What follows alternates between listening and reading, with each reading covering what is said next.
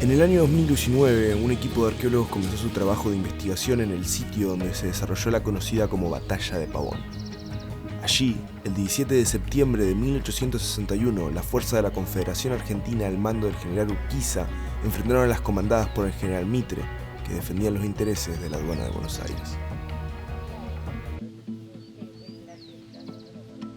Estamos en lo que es el casco de la estancia que actualmente se llama Los Naranjos, pero que el día de la batalla o en la época de la batalla se llamaba o se conocía como Estancia Palacios por su dueño, que era Domingo Palacios. Toda esta zona es una lomada bastante elevada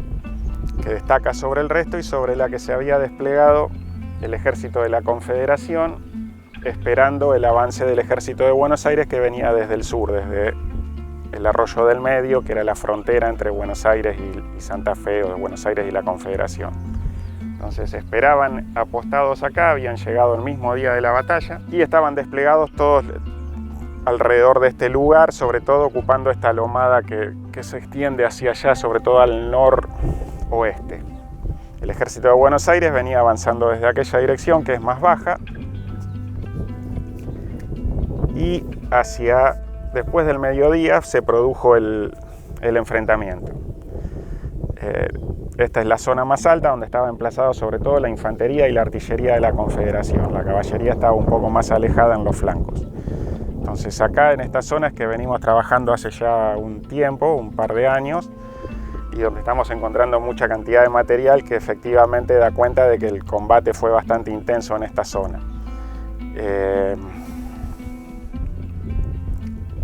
No fue demasiado largo, después de tiempo relativamente corto, las tropas de Buenos Aires avanzaron acá y ocuparon el casco de la estancia y pasaron la noche en esta zona, derrotando al ejército de la Confederación, por lo menos a esa parte del ejército. Pasaron la noche en esta zona, incluso Mitre y sus oficiales probablemente durmieron en el casco de la estancia y al otro día reiniciaron, o mejor dicho, se replegaron hacia San Nicolás, abandonando este lugar. Pero ya el día anterior Urquiza había decidido retirarse hacia Rosario primero y después Entre Ríos, o sea, cruzando el arroyo Pavón, que está aproximadamente 1 kilómetro detrás de la estancia.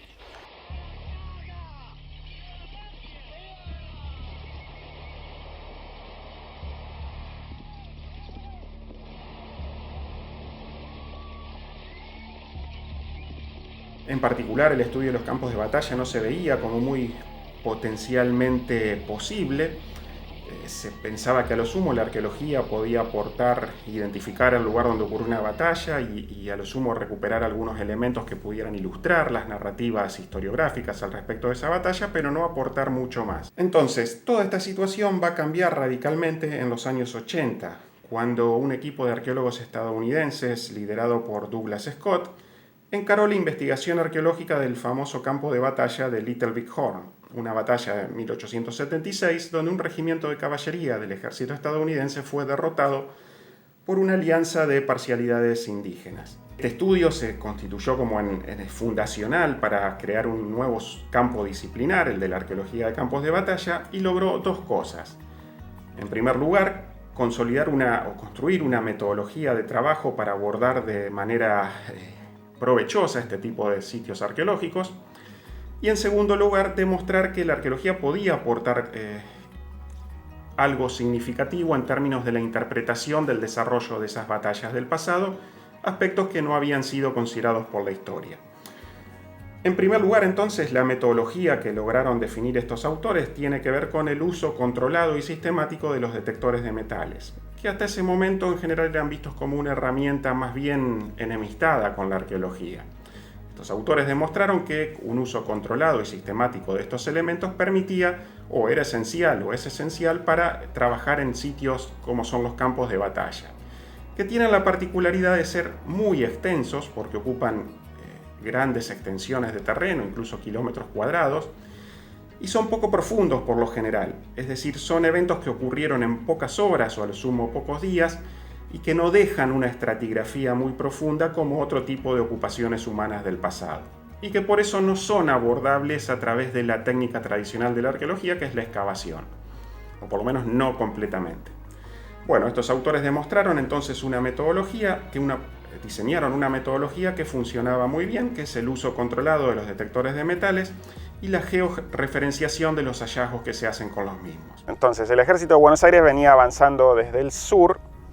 había cruzado el Arroyo del Medio la noche anterior y habían bivaqueado esa noche, y a la mañana se pusieron en movimiento, o sea que caminaron varias horas hasta llegar hasta acá, en un clima de septiembre, o sea que según las fuentes de la época hacía bastante calor. Pero venían avanzando de esa zona más baja, que acá no sé, donde están esos árboles, y un poco más atrás hay un arroyito que se llama Cañada Rica, que ellos venían siguiendo esa cañada y desde ahí empezaron el avance hacia esta loma. La diferencia de terreno por ahí no es exagerada o no es tan marcada, sin embargo daba una ventaja significativa a las tropas de la Confederación que esperaban acá arriba. Tenían mayor visibilidad, mejor campo de tiro, mientras que los otros tenían que venir subiendo cuesta arriba recibiendo disparos de artillería y de fusilería. Y toda esta zona que está acá inmediatamente es donde encontramos mayor concentración de material, reflejando eso, donde que parece haber sido lo más intenso del combate, por lo menos en esta parte del terreno.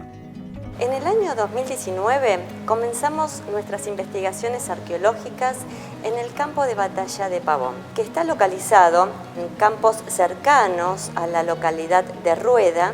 Villa Constitución, provincia de Santa Fe.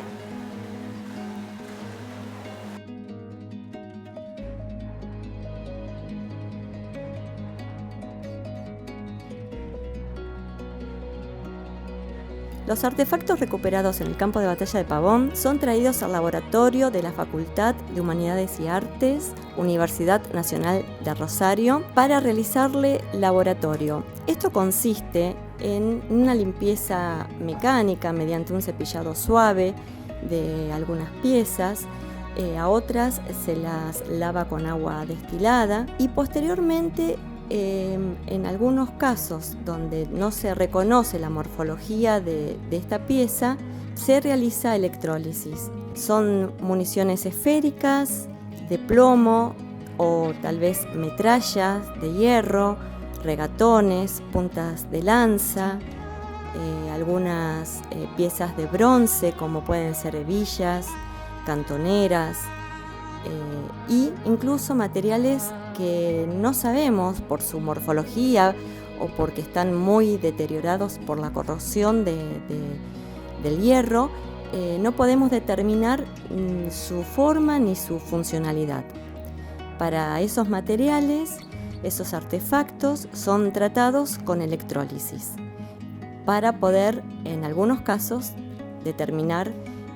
qué tipo de pieza es. Entre los procesos que contribuyen a agregar el registro arqueológico de un campo de batalla destaca notablemente el retiro de materiales, tanto como resultado del hallazgo casual producto del labor agrícola como de la acción ilegal de detectoristas aficionados. Esta última forma se ha incrementado y ocurre a veces a la par misma del trabajo arqueológico. La zona general del que fuera campo de batalla se dedica desde hace décadas a la producción agrícola ganadera. Es así que el trabajo de campo en estas investigaciones queda siempre supeditado al desarrollo del ciclo productivo agrícola.